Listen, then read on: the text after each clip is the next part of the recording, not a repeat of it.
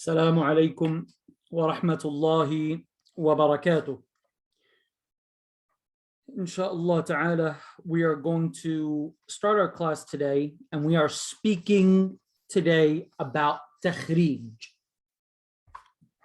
Takhrij is a sub-science within the science of hadith. The main goal of this sub-science is to identify the sources of a narration. The sources of a narration. Why? So that way we can know for certain who are the individuals involved in transmitting that statement. The science of takhrij became common knowledge for muhaddithin and widespread in and around the 4th and 5th century. Now, at that point, most things were documented while they were still narrating many different things orally. For the most part, things were being preserved in a written form. When someone said or mentioned a hadith, it became the mission of the scholars of that time or location to pinpoint exactly where that hadith came from. And thus, we would find that they'll say, أخرجه فلان. Fulan narrates it in his book.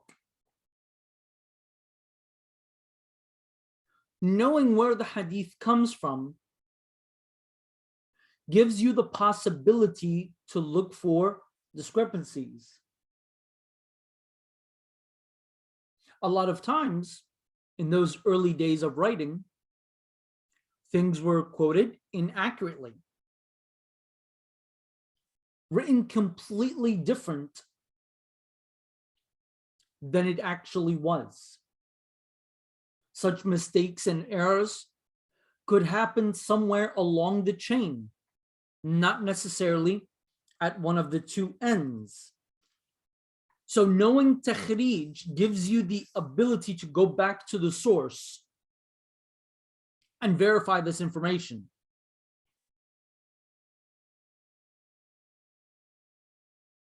So the concept, the subscience of takhrij gives me the ability to determine the reality of a narration, how it was said, who said it, who are the people in the chain, verify that it was actually said, etc. As I said, if we go back into history, we'll see that the concept or the science of takhrij starts to show up around the 4th and 5th century and continues onwards. One of the most notable earliest works in takhrij is تخريج الفوائد المنتخبة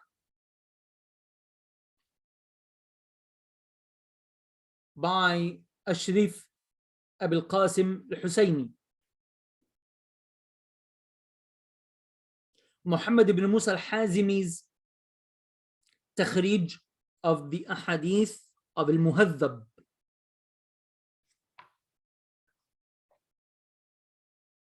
Ibn Abdul Hadi's تخريج المختصر الكبير. البدر المنير في تخريج الأحاديث والآثار الواقعة في الشرح الكبير. إمام الرافعي الشرح الكبير. Ibn al-Mulaqin, he took that book and he extracted the ahadith from it and did what? Went over each narration. Where is it from? What does it actually say? And so on.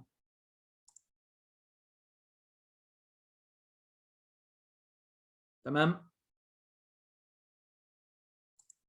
This is what our scholars did, trying to do complete takhrij.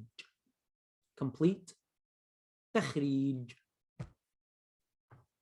So what is the process of takhrij?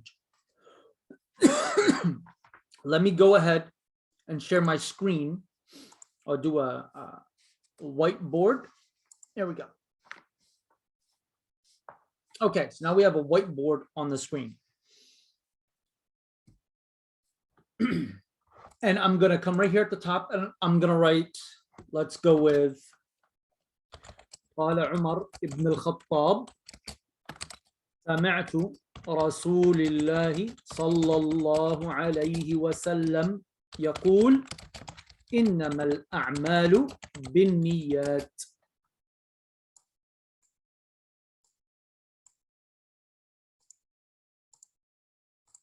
Okay, so if you see there, we have a Sahabi.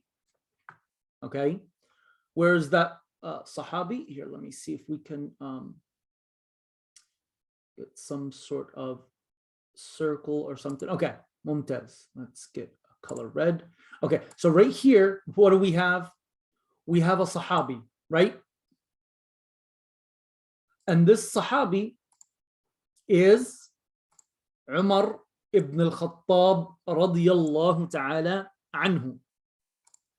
Now, if we go through the books that collected ahadith, we will notice that when it comes to following an alphabetical order, there are three types of books. One of them is called Al-Ma'ajim.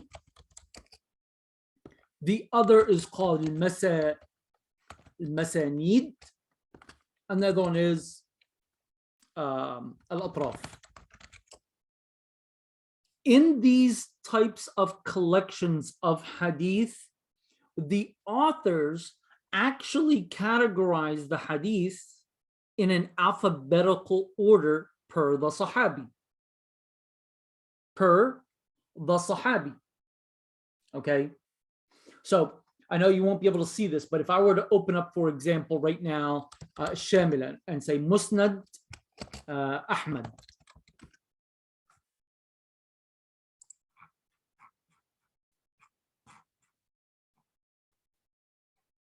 Give it a second here. And all I'm going to do is I'm going to open up Musnad, the Musnad of Imam Ahmad ibn Hanbal. Okay, so double click, and if I'm looking at the index, okay, you'll see first segment is the Musnad of the 10 who were promised paradise. Abu Bakr, then Umar, then Uthman, then Ali, then Talha ibn Ubaidillah, then Zubayr, then Sa'd ibn Abi Waqqas, then Sa'id ibn Zayd, and so on. So I already know that I am looking for Umar ibn al-Khattab. So I can simply go back to these books and open up Musnad, the Musnad of Sayyidina Umar, okay? And I can locate his ahadith. So I go back to the books that are known as Ma'ajim, like Al-Mu'jam al-Kabir for Tabarani, or Masanid, like Musnad al-Imam Ahmad and others. And I can go back to the Atraf also. That's another type of books that are organized per the Sahabi. Per the Sahabi. There's another type of atraf, which brings us to our second method of takhrij. The second method is not to focus on the name of the Sahabi, but rather to focus on the first word within the narration. Innama. So again, these are books that have been organized alphabetically, and I'm looking for that word. Innama. So I'm looking for Hamza, Noon, Mim, Alif. And I can go through these books, tamam, and pinpoint the hadith that I'm looking for by using the first word of the narration. One of the most famous books that are organized in such a way is Tuhfat al-Ashraf بمعرفة الأطراف. He has all the ahadith in an alphabetical order based upon their position in the dictionary, and then he puts the sources of where the ahadith come from, which books have these ahadith. He does that in code.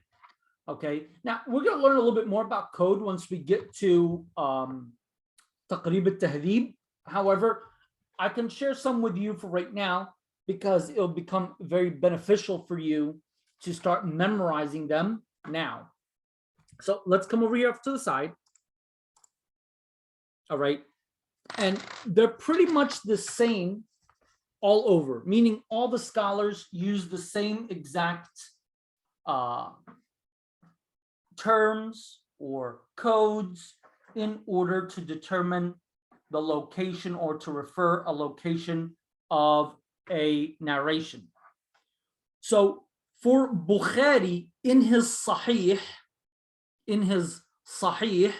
they say kha, just the letter kha. So al-Bukhari, okay, is kha. For Muslim, they say mim. Tamam, mim. Why? Because that's his first letter. Why didn't they do the same with Bukhari that they did with Muslim? Meaning just put a mim, just put a ba there. Because the kha stands out better. It's more unique. Next we have Abu Dawood, and we use the letter Dal. Then we have At-Tirmidhi, and we use the letter Ta. Then we have An-Nasa'i, and we use the letter Noon. Then we have Ibn Majah, and we use the letter Qaf. If you're wondering why, that's because Qaf is for, or it stands for Al-Qizwini. It stands for Al-Qizwini. Tamam? So those letters right there, that's what we use to identify the location of a hadith in short and simple terms. Tamam? Your next method of takhrij is per topic. So realistically, you're not looking for the whole hadith. No, you're actually only looking for the topic of the hadith. And that's usually a little bit easier for most people, because innamal a'malu binniyat. What is it speaking about? We're speaking about an-niyyah, right? We know that the continuation of the statement speaks about al-hijrah, right? فَمَنْ كَانَ هِجْرَتُهُ إِلَى اللَّهِ وَرَسُولِهِ فَهِجْرَتُهُ إِلَى اللَّهِ وَرَسُولِهِ. Tamam? So, as you can see, there's an understanding that we can build here. What is the understanding? What is the hadith referring to? What is it about? So I can, with that understanding, I can go to any of the books of hadith that have been put together in an order based upon the topic it came with or came for. So if we're looking at fiqh, then I'm going to look through the chapters of ibadat and look for the ahadith that are speaking about niyyah. Once I locate the ahadith that are speaking about niyyah, I should be able to locate the hadith that I'm looking for. And that's doing it per topic. Next, I have the takhrij based upon the famous segment of the narration. Now, this really goes back to a minority segment of a hadith where these segments became more like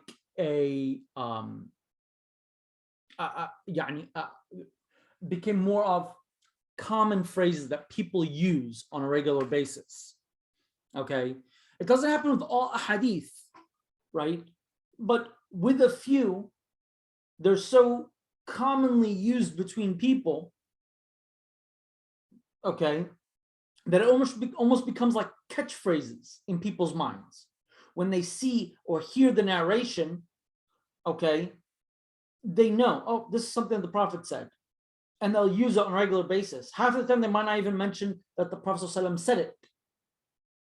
You know, you'll hear laymen, for example, they'll be talking about something, and then one of them will say to the other, الأعمال بالنية. Yani, all acts are looked at based upon their intentions. So these are famous statements, catchphrases, if you may, that have become widespread, but we don't know where they came from. Those that are ahadith, many scholars throughout the ages, they started to focus on pointing out where the statement came from. Who said it? Is it a hadith? Is it an athar? Or what is it? Okay. And one of the most famous scholars that focused on this was As-Sakhawi, Al-Imam As-Sakhawi.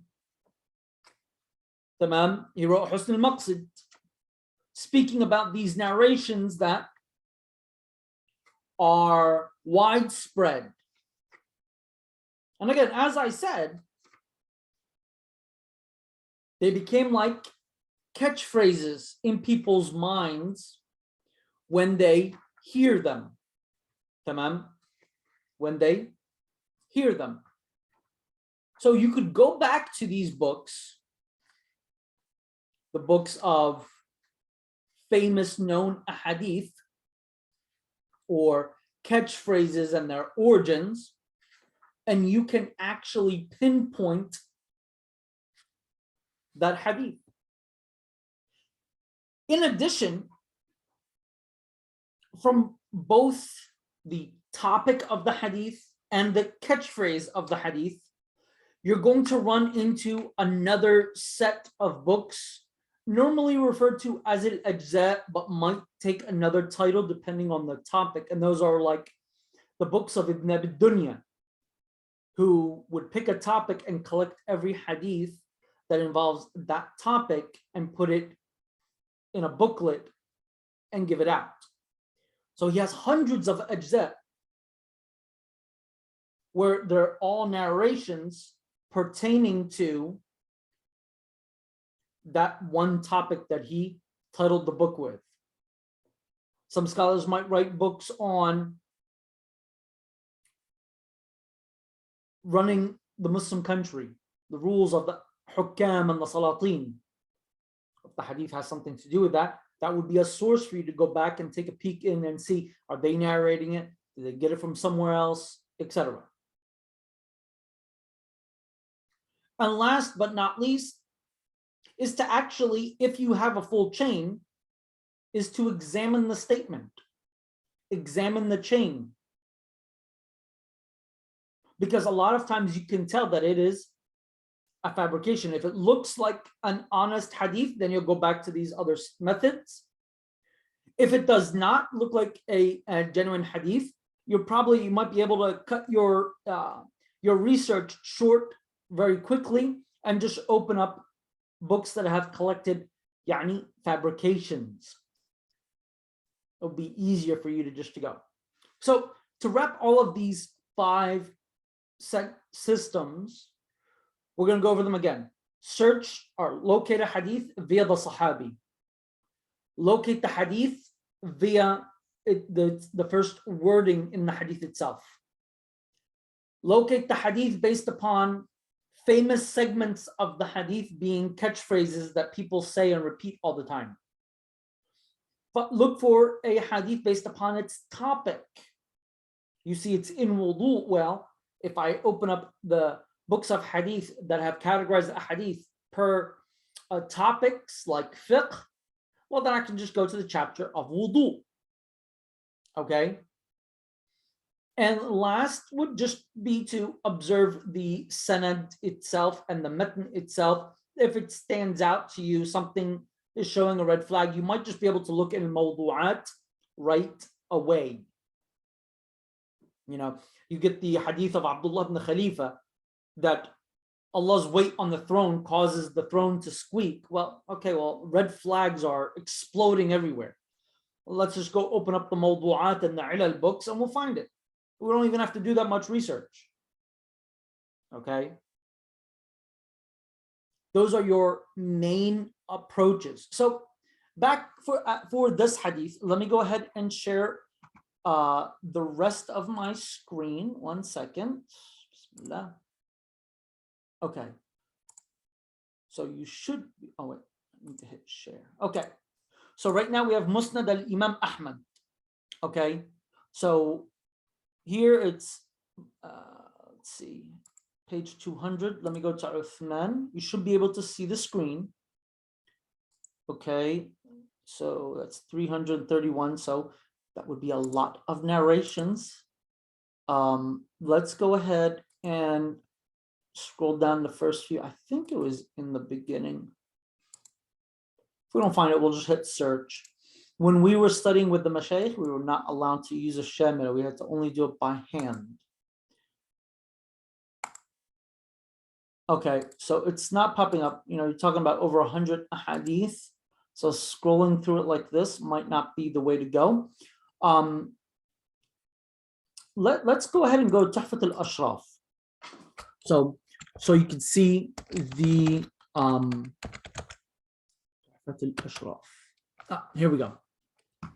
So here we have Tuhfat al-Ashraf. We're looking for innama. So that's alif, hamza, right? And noon. So we'll go to the letter ba and work our way backwards. Okay. See, lam yaqta. So we can keep on going a little bit. Anna nabiyya. All right. Let's keep it going. Anna nabi. All right. No. Let's keep on going.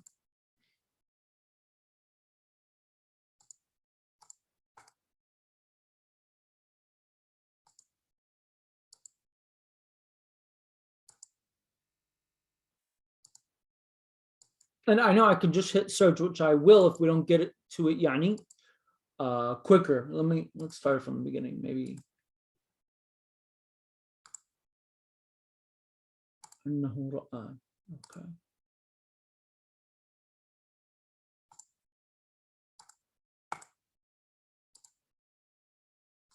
Oh yeah, we're just gonna have to search for it now. Innama al-a'mal. Okay, here we go. So if we look at this very carefully, it says innama al-a'malu bin-niyya wa innama limri'in ma nawa. Okay, so it says that this is ayn. Ayn, this means al-jama'a. It means all 6 books. So now that I know that it's in 6 books, we can open up. We'll start by going to Al-Bukhari. And the way that we're going to do this is that we are going to Here, let me go ahead and open up. Here's al-Bukhari. So we have a hadith. It's إِنَّمَا الْأَعْمَالُ بِالنِّيَّاتِ. That sounds like intentions, which is going to be connected to ibadat. So I'm probably going to be focused on these earlier ones here. There is a part later on about hijrah, but before we get to that, let's focus on our first part. So the first of ibadat here in Bukhari, you should be able to see this. Okay. Wudu. So we'll go to wudu and we'll start scrolling through because that's how we would come back and look for it. لا تقبل صلاة من أحدث حتى يتوضأ. Okay. So there's no niyyah there. All right. يستيقن. Nope. Don't leave the prayer unless you hear something. No. He went to sleep. Nope. That's not what we're looking for. Not there either. We can go through the index. باب الاستجمار, باب المضمضة, باب غسل الرجلين. Nothing here about a niyyah. Here's a tayamun. There's a Quran, مسح الرأس. So al-Bukhari did not mention the hadith here in wudu. Let's go to salah. Maybe he'll mention it there. No, that's how the salah was revealed. Nope, he didn't mention it there. Mawaqit, then no, it's not going to be in there. Okay, so again, I can search. I know I can hit the search, but I don't want to. I want us to do this the hard way. Does he have anything about al-hijrah? There's al-maghazi. Okay, there's al-jihadi wa siyar, maybe, but we need something more about al-hijrah. Al-ikrah, maybe al-ikrah. You see, when you're searching, you're looking through indexes, you want to keep an open mind. Al-ikrah will be forcing. So that means if you're being forced to do something, but your intention is different, then that would work. Let's see. Nope. Nope. Nope, I don't see it there at all. Okay, let's check in Tawheed because you'll have what hijrah being mentioned there. Nope, it's not anywhere there. Again, I can search it and pull it up, but before we do that, let's go to Sahih Muslim. See, the best thing with this is that you don't use the search, that you actually do the searching yourself. Let's see, here we have Tahara. Okay, let's scroll. Fadl al-wudu, no. Sifat al-wudu, well, the niyyah is part of that. Let's take a look. من توضأ نحو وضوء هذا. Nope, no niyyah. No. Fadl al-wudu, again, nothing about the niyyah. Well, let's keep on scrolling down. Here's Khisal al-Fitra. No, it won't be there. We'll keep on going. We're doing this deliberately. Again, we can search. Nope, it's not shown there. Let's check Salah. Nope. Let's go to Sifat al-Salah. Bab al-Tashahud, Bab al-Takbir, Raf' al-Yadayn, Fadl al-Adhan. Let's see. Anything? Nope, it's not there either. All right. Bab al-Qira'ah. Nope. Do we have a chapter called Hijrah? Nope, we don't. Nothing there. Maybe in jihad, something about hijrah.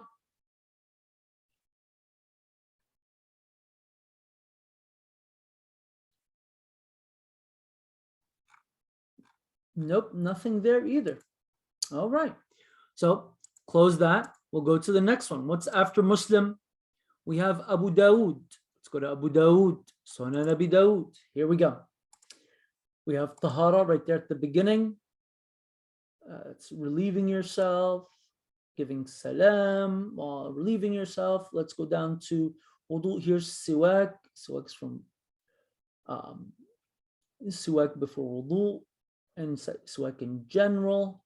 Babi fard al-wudu.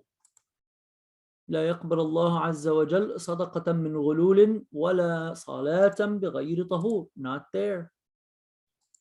Not there at all. Okay, so it's not there in that segment. Let's continue going down. باب الوضوء ثلاثة. Here's صفة الوضوء. Nope, he doesn't mention it. تخليل اللحية. See, nothing there. إذا شك في الحدث. تفريق الوضوء.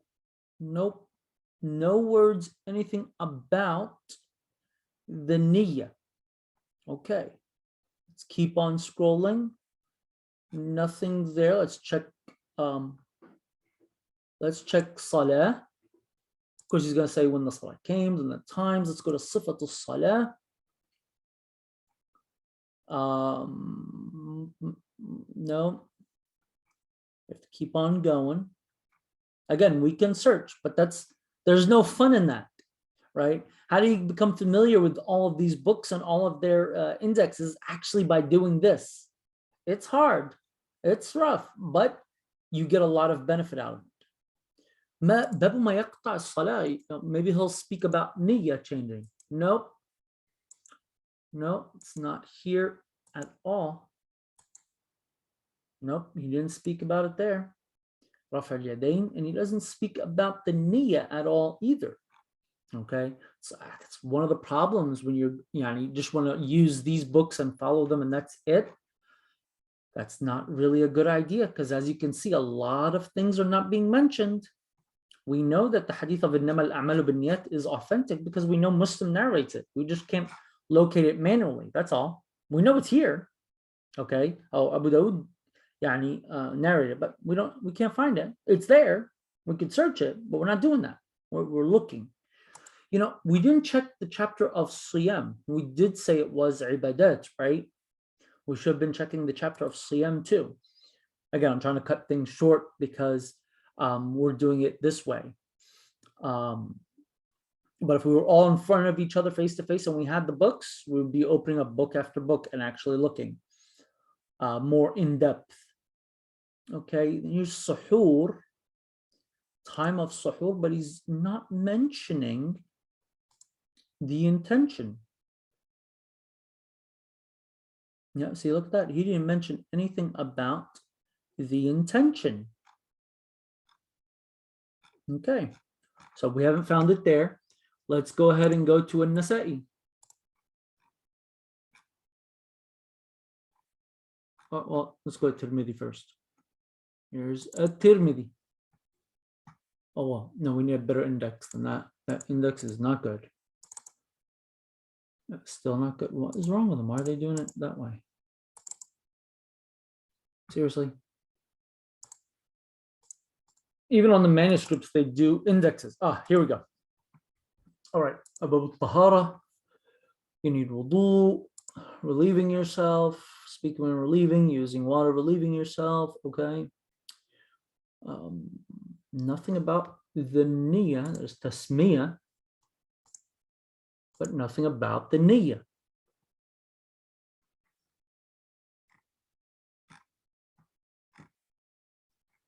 Yeah, I don't see anything about the niyyah there. Let's go to salah. Okay, where's sifatul salah?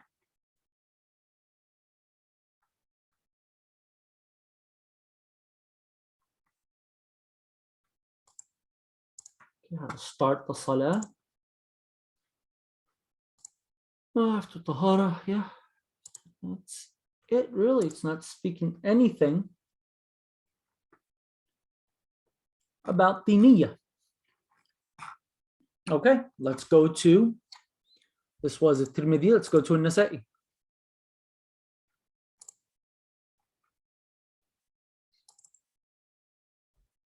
All right, we're going to go to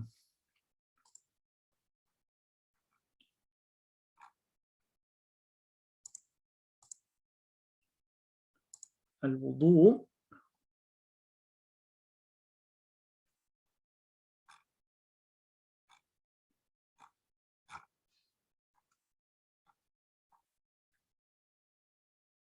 Yeah, no mentioning there.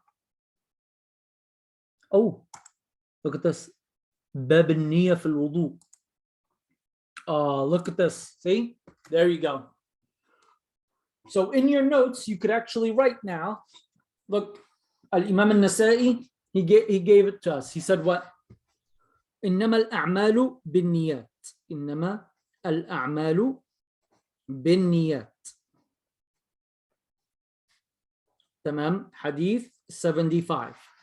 And what we'll do real quick is, let me do this.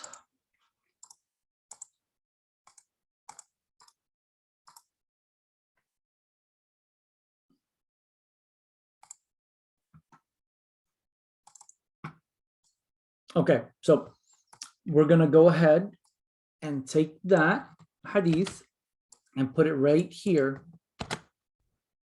Let's wrap that. There we go. So here in Nasa'i, so we'll write, well, then here at the bottom, well, let's do this. Mim, dal, ta, noon, and qaf. Okay, so for Nasa'i, we found it hadith number 75. All right. All right.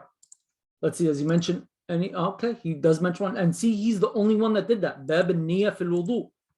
All right. Let's go to Ibn Majah. Why? Where's my categories? Come on. I can do that.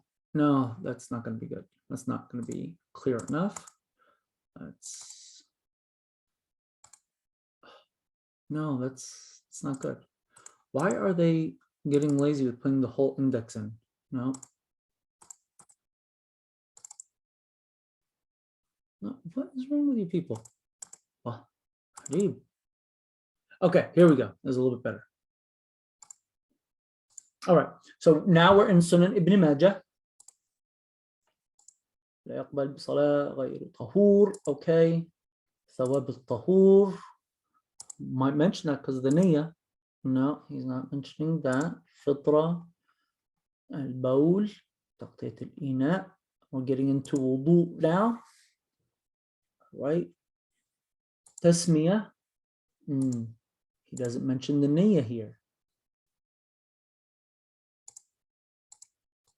Ajib, he doesn't do it. Okay. So let's see. Is he going to put? He shouldn't put in the tasmiyah. It's not going to be there. Doesn't mention anything about the niyyah. And again, I could have overlooked it, or they have another area and I could easily search it, but we're not doing that intentionally. Okay. بعد الوضوء الوضوء لمن حدث. Okay. Nothing about the niyyah here. Very interesting. You know, I wouldn't be surprised if we go back to An-Nasa'i and see he does a niyyah of salah as well. Adhan, al-masjid, qam as-salah, iftitah as-salah. Nope, nothing about the niyyah. See, my dear brothers, this is exactly why just picking up a random book of hadith and saying, I'm going to follow these hadith, I'm not going to do anything else, actually won't work, because there's a lot of details that are not actually mentioned. Yeah, see, I can't find it. I mean, again, I could just hit search.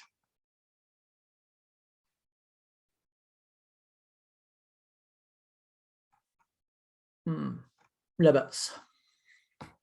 لا بأس. Okay.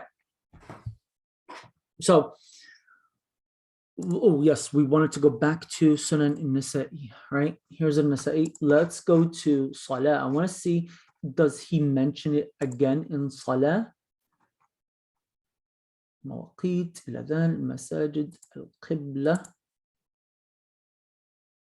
سترة تجديد الصلاة في ثوب.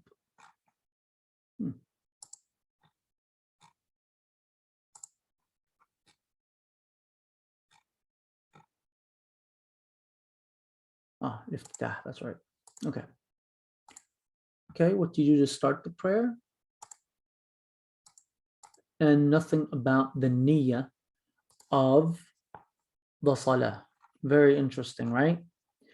Now, we already have it, يعني نية في الوضوء, but you would think that he would mention it again, but he did not. And again, you know, I mean, we can search it, which we'll go ahead and do right now. All right, إنما الأعمال, just like that, right? And we're going to select only the 6 books of hadith.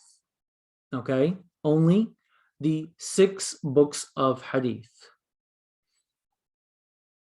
Here's Bukhari. Here's Muslim. Here's Ibn Majah. Here's Abi Dawood. Here's a Tirmidhi. And here's a Nasa'i. Okay. Gave us 14 results. And that's Muqaddimah. Look at this. So which chapter did Bukhari have it in? How he has it in the chapter of how the revelation started. Let's open up Bukhari and look at that. He has it as the first hadith. Now, if we're looking for the topic, we said the topic for this hadith is what? Niyyah, right? Why would he put it in the beginning? To indicate his intention. So here we can say Bukhari had it, hadith number 1. Again, I mean, I already know where all this stuff is, but I want you to do it the hard way, because the hard way will make it better for you. Look, Bukhari actually, I thought he was going to mention it again here. He didn't. He does mention it in the intention. Look at that. An-niyya fil ayman. The intention when you're taking an oath. And that's hadith 6689. One of the reasons why Bukhari, people preferred Muslim over Bukhari. Look, and he mentions it again in 6953. Same exact chain. Okay. Why? He's mentioning again in not doing trickery when you're doing transactions and things like that. Imam Muslim mentions it. Okay, let's open up his index and see where did he mention it. He mentioned it under Abwab al-Hijrah, like we said earlier, that it was going to be mentioned where? In al-Hijrah. So Imam Muslim narrates this hadith 4962. Okay, Mumtaz. All right, let's close that. Let's get back to our search bar. Let's scroll down. Ibn Majah. He narrates it. No. Yep, here we go. In Bab al-Niyya. Let's open up his index and see where in Az-Zuhd. Very unexpected, right? Very unexpected. So for Ibn Majah, he narrates it in Hadith 4227.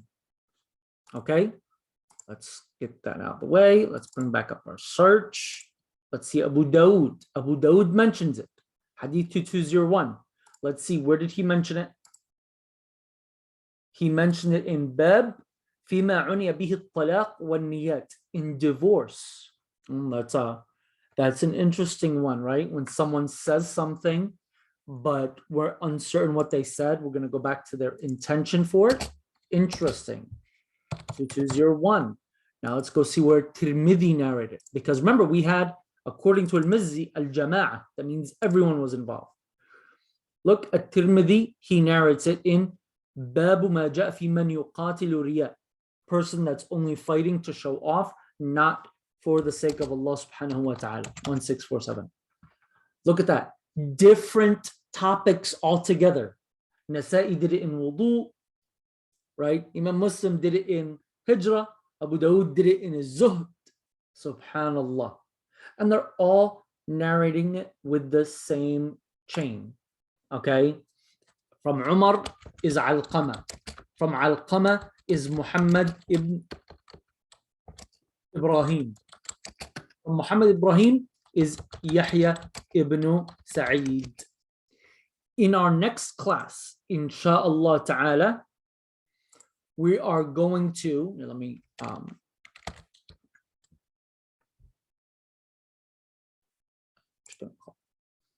no.